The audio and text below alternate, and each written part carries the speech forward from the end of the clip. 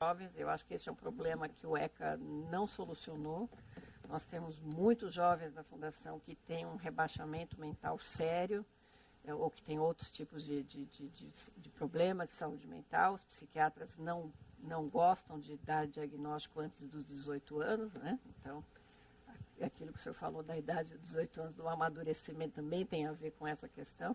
Mas essa questão do jovem que tem problemas de saúde mental é uma questão que o ECA não soluciona e é uma questão muito difícil no dia a dia dos centros socioeducativos, porque nós temos jovens que não têm a mínima condição de entender o caráter do ilícito que eles praticaram e não aproveitam nada da mídia socioeducativa que lhes está sendo imposta, né?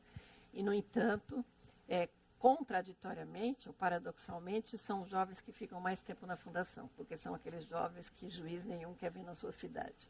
Então, esses jovens acabam, às vezes, praticando crimes menores, às vezes furtos, até crimes que, teoricamente, não deveriam levar à internação, porque o ECA não prevê internação para esse tipo de crime, mas eles acabam ficando mais tempo porque ele tem um problema de saúde mental, ele é uma pessoa complicada no convívio em sociedade, e, infelizmente, são os que ficam mais tempo na Fundação, quando, no meu entendimento, sequer deveriam ir para a Fundação se ele não tem condições de responder ao tratamento que lhe está sendo dado. Acho que essa é uma outra questão que precisava ser repensada no Estatuto, precisava ser melhor discutida.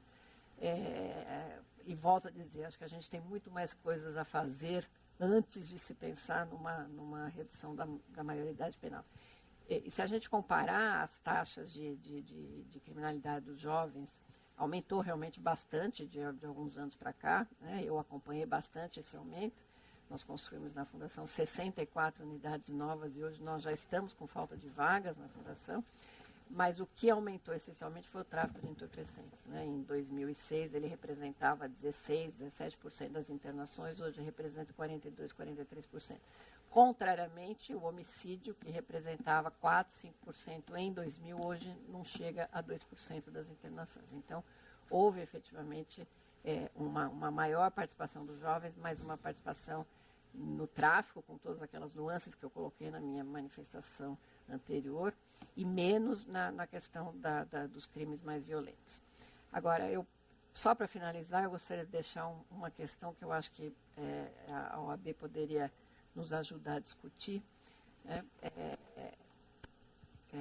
Da onde vem esta violência da juventude, né? E por que hoje, quando se fala tanto em programas sociais, né, com tantas pessoas que se incluíram no mercado de consumo, a gente continua tendo altos índices de criminalidade, né? Eu acho que essa questão valeria um programa por si só e que eu acho que precisa ser discutida, porque acho que nós falhamos muito na prevenção da criminalidade, falhamos muito na educação, e acho que esse é o ponto que a sociedade brasileira precisa efetivamente discutir. Nós precisamos ir para as ruas para pedir dinheiro para a educação, porque nenhum país do mundo se transformou que não fosse via educação. E eu acho que é isso que está faltando no Brasil hoje em dia. Muito obrigado, doutora Berenice, trazendo também essa experiência tremenda de quem, eu repito, esteve 8 anos à frente da Fundação Casa, e Deus queira, e se assim você desejar, Berenice, que continue muito mais tempo na Fundação Casa, liderando e recuperando essa juventude que já vem lá tão machucada, tão judiada, tão apequinhada dentro da nossa sociedade.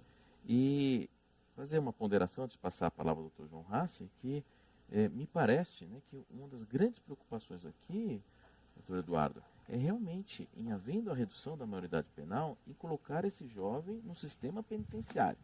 Que o raciocínio imediato é esse: reduziu a maioridade penal, ele vai para o sistema penitenciário.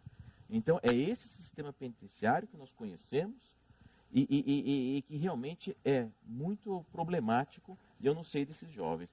Professor René, o senhor gostaria de falar dois minutinhos? O professor René tem que ir embora e eu passo a palavra para o doutor João logo depois. Eu queria dizer que há uma unanimidade que resulta das exposições, que é a condenação do Estado pela omissão.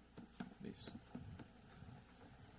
E cumprimentar a iniciativa do debate, porque nos anos 60 e 70, a resistência civil contra a violência e a ditadura militar, somente tiveram três entidades: a Associação Brasileira de Imprensa, Conferência Nacional dos Bispos do Brasil e a Ordem dos Advogados do Brasil. A Ordem está de parabéns por mais essa iniciativa tão importante e cumprimento a promoção do evento. Muito obrigado. Agora passo a palavra ao Dr. João Rassi para que faça também as suas considerações finais. Bom, acrescento apenas em tudo que foi dito. Na verdade, é um apelo para que esse tema, a criança e o adolescente e seu tratamento jurídico em termos criminais, seja melhor explorado nos currículos das faculdades, principalmente no que tange a graduação. Não é claro qual é a natureza jurídica dessa medida. A doutrina ela não traz argumentos suficientes, nem num aspecto, nem no outro, para deixar uma posição sobre a real finalidade dessa medida socioeducativa. Que eu acredito, volto a dizer, repito, que ela pode ser inserida muito bem entre as espécies de penas previstas na legislação brasileira. Eu cumprimento o Dr. João e eu gostaria de perguntar aos participantes, e passando a palavra ao meu pai, para suas considerações finais. Eu atropelei porque o professor tinha que sair, e eu gostaria de ouvi-lo. Então. Eu queria, para finalizar, dizer que, na verdade, essa redução da maioridade, que, a meu ver, só vai aumentar a criminalidade, inclusive a criminalidade dos jovens, né? Porque não adianta dizer que 90% da população está de acordo. Isso não quer dizer que ela esteja certa. A opinião pública, eu já comparei uma vez, aos ventos que sopram sobre os mares, né? Se há menos vento, o mar não se mexe. O mar é calmo como uma piscina.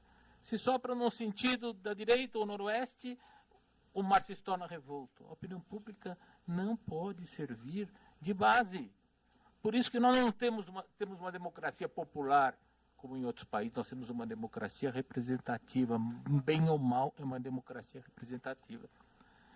Outra coisa, uma das maiores tragédias, já dita por Michel Foucault, do direito penal, é como se desvencilhar da pena de prisão. A pena de prisão, já dizia Jorge Del Vecchio, corrompe, avilta, denigre. O doutor Eduardo falou aqui, não, o jovem sai com a ficha limpinha. Ainda bem, doutor Eduardo.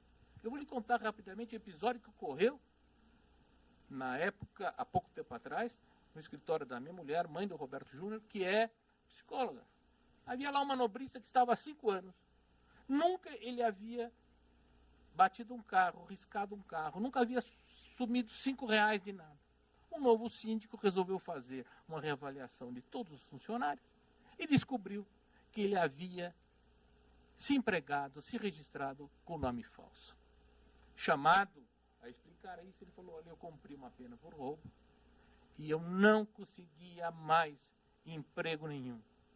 Para não voltar ao crime, eu, com determinado despachante, arrumei um documento falso. Houve uma reunião no prédio, eu compareci e eu advoguei. Vamos demiti-lo hoje com nome falso. E mês que vem vamos readmiti-lo. Vocês acreditam, colegas de debate, que a maioria esmagadora foi pela demissão sumária. Então é mais uma omissão do Estado e omissão da sociedade, né, que não ampara o egresso. Então, graças a Deus, porque se nós não cuidarmos dos idosos, se uma sociedade que não cuida dos seus idosos, que não cuida da sua infância, que não cuida da sua juventude, ainda bem, o senhor me perdoe, que ele tem uma ficha limpinha. Porque senão, era mais um incentivo para ele caminhar na direção do crime. E eu digo mais, que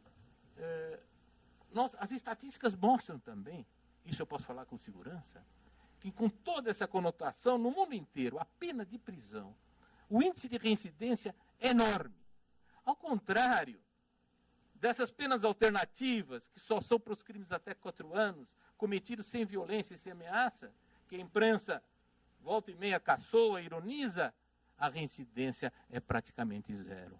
Isto é política criminal. E aqui foi abordado agora pela doutora Berenice também um tema que nós estamos esquecendo, que é o problema da droga. É o problema do crack, porque a cocaína é cara. A maconha já foi considerada uma droga quase que normal. E eu quero rapidamente, se houver tempo, contar um episódio que eu participei uma vez. Estava com minha mulher em Londres, depois de um teatro, e precisamos comprar um analgésico, qualquer coisa assim. E o motorista de táxi falou, vamos a uma farmácia do Piccadilly Circus, que lá fica aberta. E quando chegamos lá, eu vi na porta uma fila de umas 30 pessoas. Eu falei, quem são essas pessoas? Falou, são os viciados de carteirinha.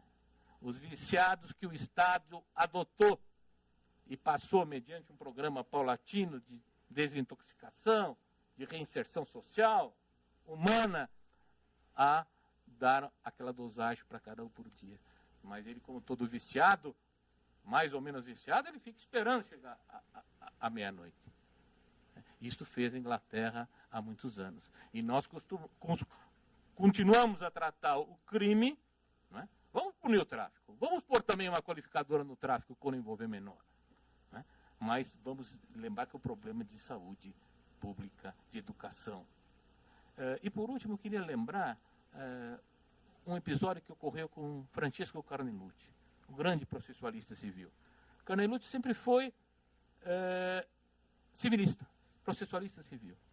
E quando ele está em Milão e é convidado para assumir a cátedra de processo civil em Roma, o discípulo dele, o discípulo preferido, o Roberto, o João, lhe dão de presente um quadro histórico, que é um quadro de duas mãos algemadas. E o sentido é, uma mão já não espera mais nada, porque ela já perdeu a família, ela já perdeu os amigos, ela já tem o repúdio da sociedade. Mas a outra, para cima, ainda espera uma ajuda. E Carnelucci, em Roma, ele diz que o direito criminal surgiu para ele como um rio subterrâneo, que de repente aflorou, e ele tornou-se criminalista, e grande criminalista, e ele é nomeado para defender dois irmãos, autores de um duplo homicídio, um bárbaro crime. Um dos irmãos tinha a ficha absolutamente limpa, o outro era um criminoso inveterado. E a nomeação do juiz era difícil para Carnelucci recusar essa nomeação. E quando Carnelucci vai falar com este criminoso de longa data, ele diz, maestro, se o senhor assumir a nossa defesa, jogue toda a culpa em mim, porque meu irmão tem família. E diz que Carnelucci encontrou nesse gesto humano, que mesmo o pior dos criminosos pode ter um resquício de bondade a ser aproveitado. Ele encontrou o ímpeto, a consciência para poder assumir plenamente essa causa. Então eu digo, nós não podemos desacreditar o ser humano, nós não podemos desacreditar do jovem infrator, e nós não podemos desacreditar do nosso querido país, do Brasil. Muito obrigado. Com essas palavras tão comoventes, eu expresso aqui mais uma vez minha admiração pelo meu pai, não posso deixar de registrar. E encerro este evento promovido pela Escola Superior da Advocacia da Seccional de São Paulo, sempre voltada para o debate dos temas mais importantes em nosso país e para a profissionalização cada vez mais, para o preparo do advogado que se encontra nas